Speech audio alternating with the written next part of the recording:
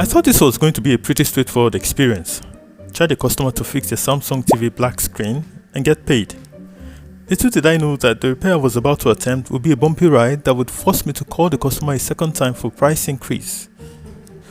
While no customer ever likes to hear that, see if at the end of the video the price adjustment was justified.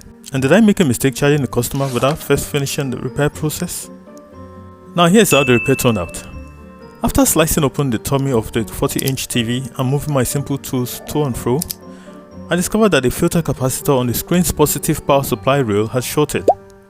Usually, that sort of discovery often puts a repairman in a relaxed frame of mind that this basically would be an easy repair. So we got in touch with the customer, a middleman, and told him what the repair would cost him.